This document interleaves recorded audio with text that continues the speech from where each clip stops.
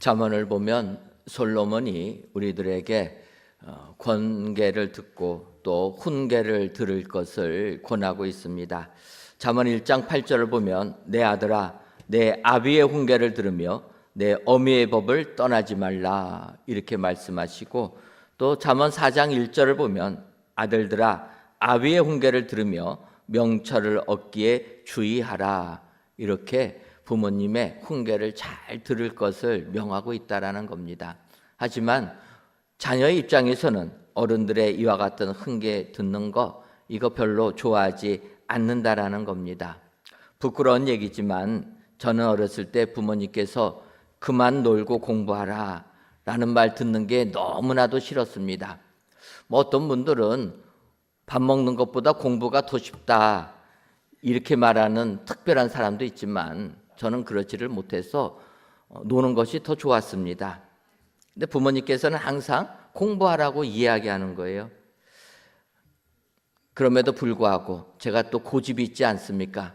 끝까지 열심히 잘 놀다가 이제 중학교에 입학했는데 새로운 과목, 영어 과목이 시작됐습니다.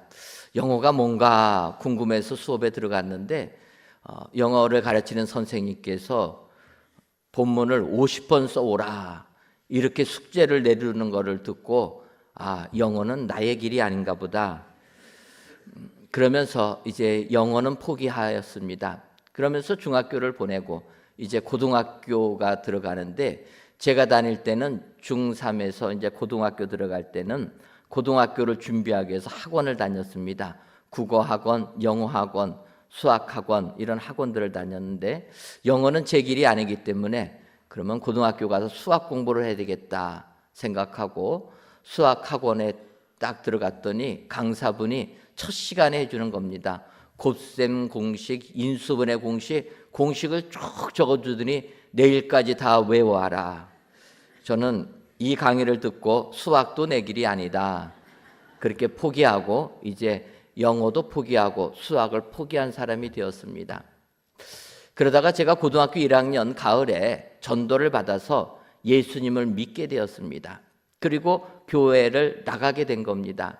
그런데 교회를 나가려고 보니까 저희 부모님께서 하실 말씀이 뻔한 겁니다. 놀기도 지쳐서 하다 다해 이제는 교회까지 가서 놀려고 하냐 이런 얘기를 하실 것 같아서 내가 교회를 다니려면 이제는 공부를 해야 되겠다 생각하고 교회를 다니면서부터 공부하기를 시작했습니다. 공부를 시작하니까 더 이상 우리 부모님의 공부하라라는 소리가 없어졌습니다. 이 얘기를 안 들으니까 얼마나 행복한지 모릅니다. 저는 이것을 보면서 우리들의 신앙생활도 마찬가지라 이런 생각을 해보았습니다. 누가 봐도 할 말이 없는 인정받는 신앙생활하는 자, 이런 성도를 하나님께서 축복해 주실 줄 믿습니다. 바로 이와 같은 성도들이 오늘 데살로니가 교회 성도라는 겁니다. 오늘 보면 데살로니가 전서 1장 8절을 보면 주의 말씀이 너에게로부터 마게도냐와 아가랴에 들릴 뿐 아니라 하나님을 향한 너희 믿음의 소문이 각처에 퍼졌으므로 우리는 아무 말도 할 것이 없노라. 마지막 부분에 사도 바울이 데살로니가 성도님을 보면서 하는 얘기입니다. 우리는 아무 말도 할 것이 없다. 너희를 보면 너무나도 신앙생활 잘하기 때문에 덧붙일 말이 없다라는 겁니다. 여러분, 데살로니가 성도들은 왜 이렇게 신앙생활을 잘합니까? 오늘 읽지는 않았지만 그 앞부분에 있는 데살로니가 전서 1장 4절과 5절을 보면 하나님의 사랑하심을 받은 형제들아 너희를 택하심을 아노라. 이는 우리 복음이 너희에게 말로만 이르는 것이 아니라 또한 능력과 성령과 큰 확신으로 된 것임이라. 데살로니가 성도님들은 하나님의 복음을 말로만 듣지 않았다라는 거예요. 여러분, 우리가 말씀을 그냥 말로만 듣고 한쪽 귀로 듣고 한쪽 귀로 흘려보낼 때가 있다라는 겁니다. 그런데 이 믿음 생활 승리한 데살로니가 성도님들은 복음의 말씀을 말로만 듣지 않았다라는 겁니다. 그들은 하나님의 능력과 성령과 큰 확신으로 말씀을 받았다라는 겁니다. 여러분, 우리가 받는 복음이 확신이 있어야 될 줄 믿습니다. 내가 하나님의 자녀라면 하나님의 자녀된 걸 확신해야 된다라는 거예요. 하나님의 자녀 마귀가 얼마나 싫어합니까? 온갖 시험 주는 것 아닙니까? 이때도 우리는 나는 하나님의 자녀이니 내게서 떠나라 명할 줄 아는 믿음의 확신이 있어야 되는 겁니다. 더 나아가서 성령의 확신이 있어야 되는 겁니다. 누구든지 성령이 아니고서는 예수를 주라 할 수 없다 말씀하셨기 때문에 예수님을 나의 구주로 고백하는 자는 성령님의 은혜를 받은 자라는 겁니다. 데살로니가 성도들은 이와 같이 성령과 큰 확신과 능력으로 복음을 받았기 때문에 바울 사도가 칭찬하는 겁니다. 우리들 이런 사람 되기를 소원합니다.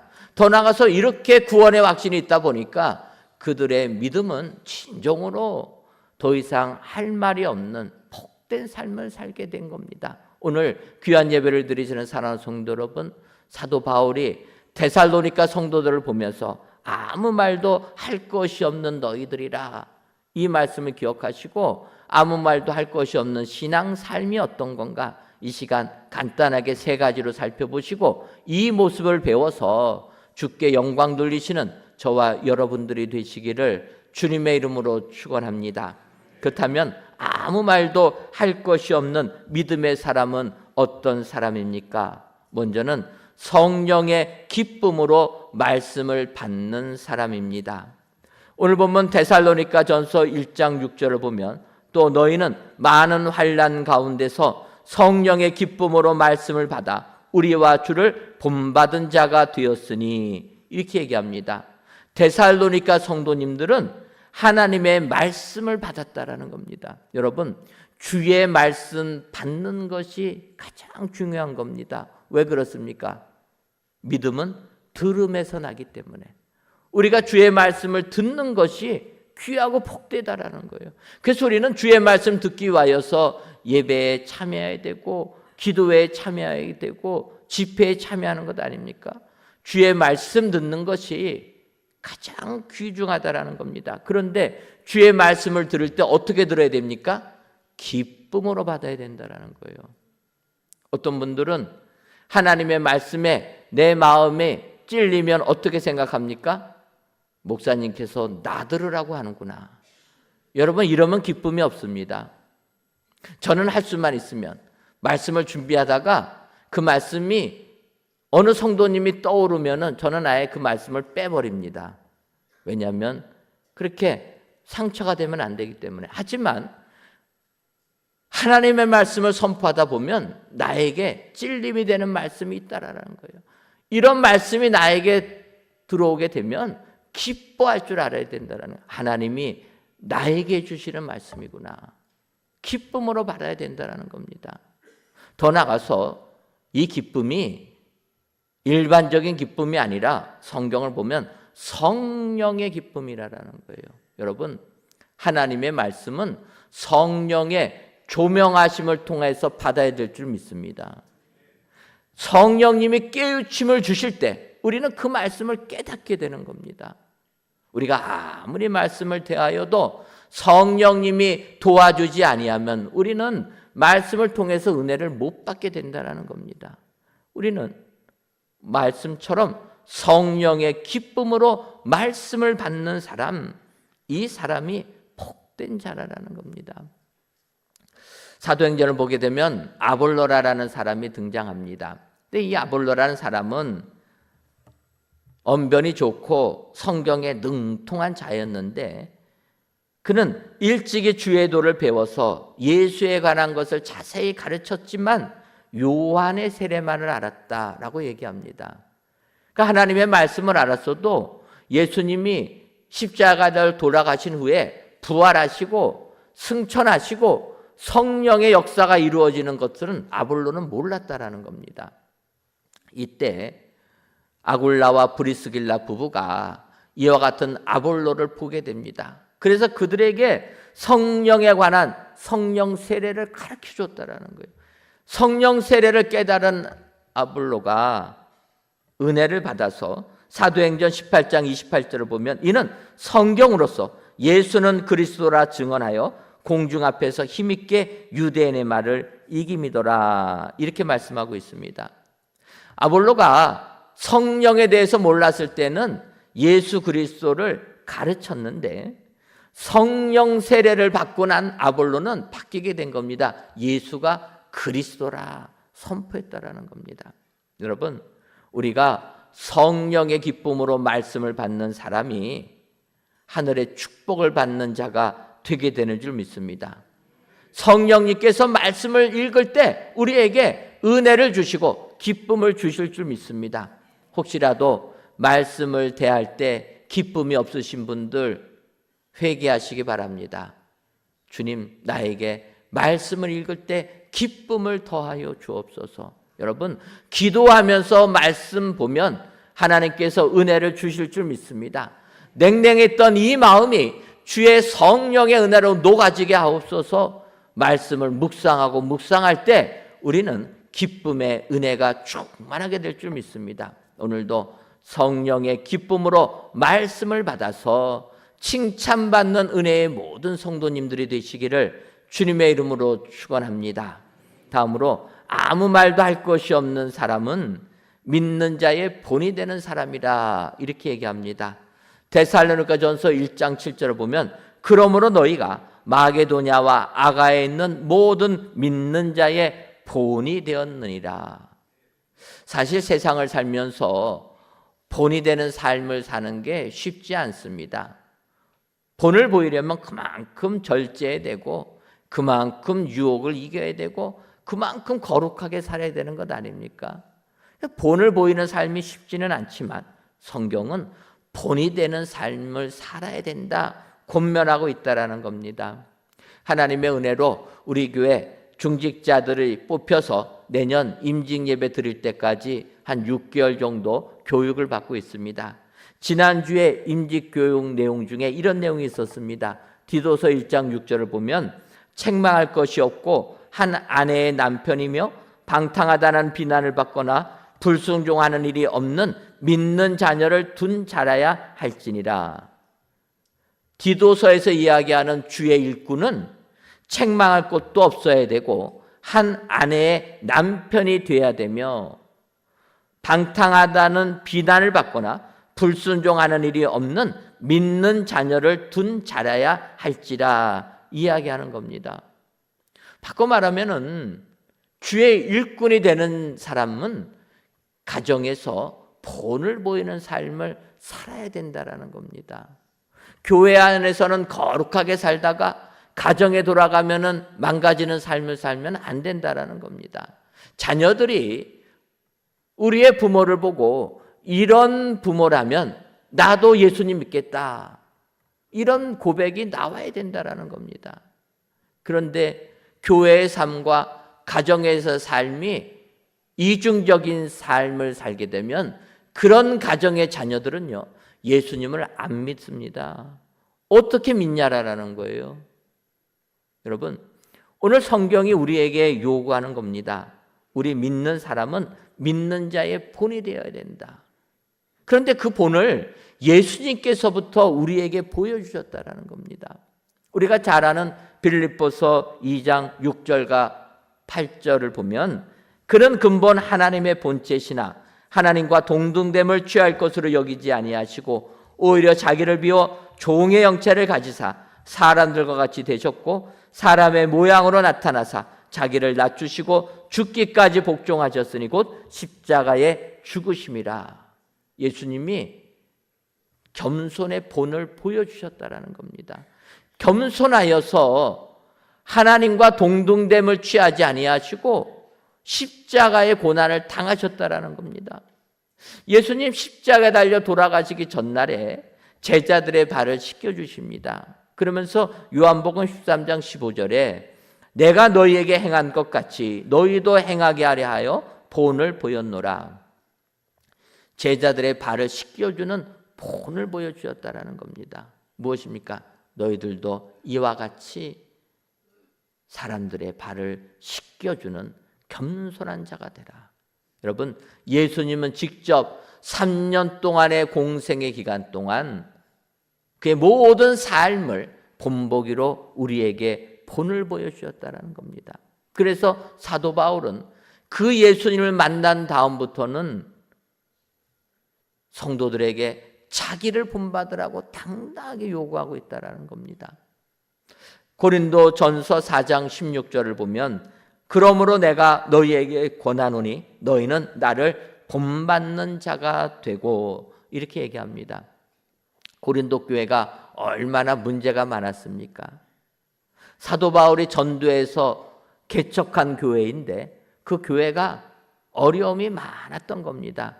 이때 바울 사도가 고린도 교인들에게 권하는 이야기입니다. 너희들 나를 본받으라라는 거예요. 그 바울이 어떤 사람입니까? 다메섹 도상에서 예수님 만난 다음에 자기의 모든 지식을 배설물같이 여기고 버리고 세상 환난과 고난 두려워하지 아니하고 모든 것을 버려두고 복음 증거한 사람 아닙니까? 이런 나를 본받으라고 얘기하는 겁니다. 여러분, 주변 사람들에게 나를 본받으라고 당당하게 말씀하실 수 있으십니까? 오늘 데살로니가 성도들은 믿는 자의 본이 되었다라는 겁니다. 오늘도 믿음 생활하면서 당당하게 나를 본받으라 말할 수 있는, 그래서 믿는 자의 본이 되시는 저와 여러분들이 되시기를 주님의 이름으로 축원합니다. 마지막으로 아무 말도 할 것이 없는 사람은 믿음의 소문이 퍼진 사람이라 이야기합니다.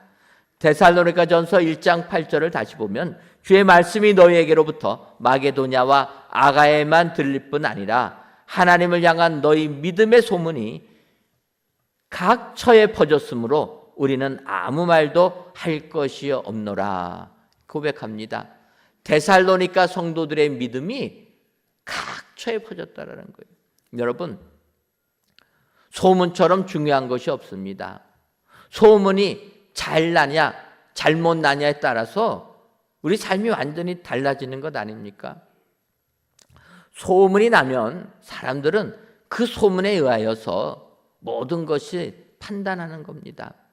우리가 아는 대로 여호수아서를 보게 되면 난공불락의 여리고성이 이스라엘 백성들이 여리고성을 돌고 함성을 지르니까 그 성이 무너졌다 이야기합니다.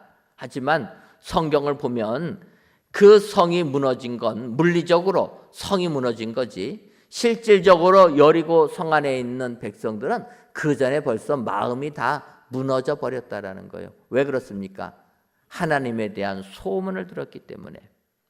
여호수아가 여리고 성을 점령하기 위하여서 정탐꾼 2명을 보냅니다. 그 정탐꾼 2명이 기생 라합의 집에 유숙하고 있었는데 이 여리고 왕이 잡으러 보내는 것 아닙니까? 이때 라합이 그들을 살려주면서 그 2명의 정탐꾼에게 이렇게 얘기합니다.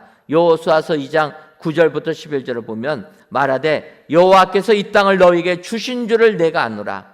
우리가 너희를 심히 두려워하고 이 땅 주민들이 다 너희 앞에 간담이 녹나니 이는 너희가 애굽에서 나올 때에 여호와께서 너희 앞에서 홍해물을 마르게 하신 일과 너희가 요단 저쪽에 있는 아모리 사람의 두 왕 시온과 옥에게 행한 일 곧 그들을 전멸시킨 일을 우리가 들었습니다.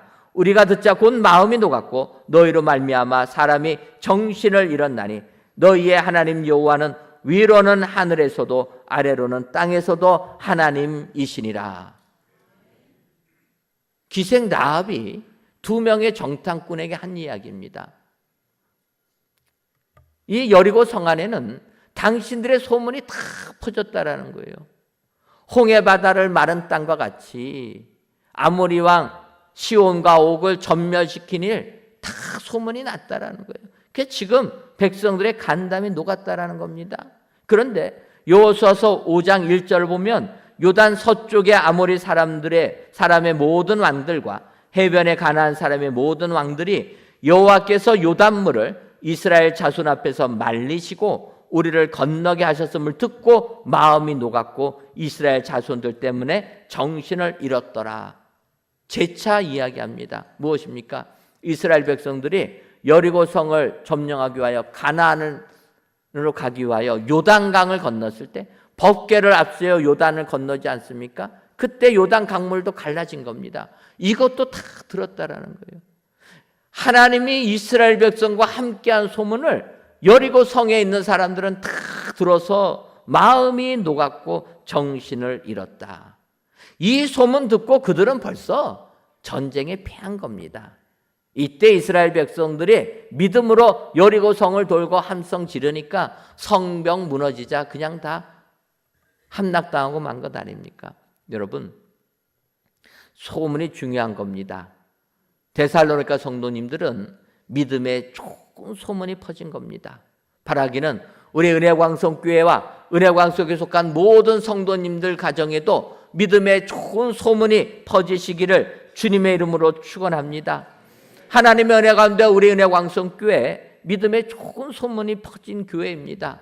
예배면 예배요, 교육이면 교육이요, 선교면 선교요, 봉사면 봉사요, 전도면 전도요. 어느 한 부분 우리는 나쁜 것이 아니라 좋은 소문이 다 퍼진 것 아닙니까?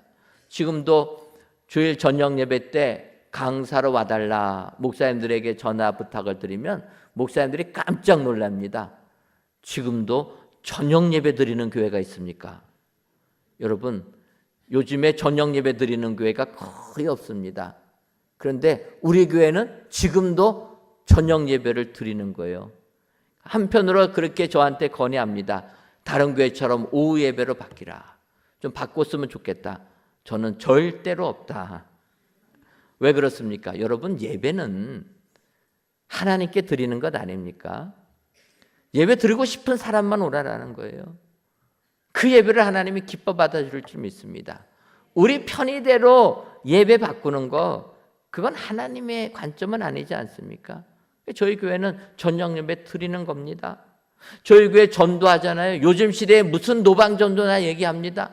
그래, 저희 교회 노방 전도팀 140명이 넘습니다. 한국 교회 이런 노방 전도팀들 없습니다. 우리는 전도를 주님이 기뻐하시니까 나가서 전하는 거예요. 시대에 맞던 안 맞던 사명 갖고 나가는 것 아닙니까?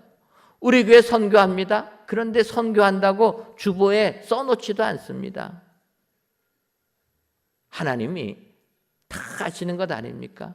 정말 하나님이 기뻐하는 일을 우리 교회는 진행하는 겁니다.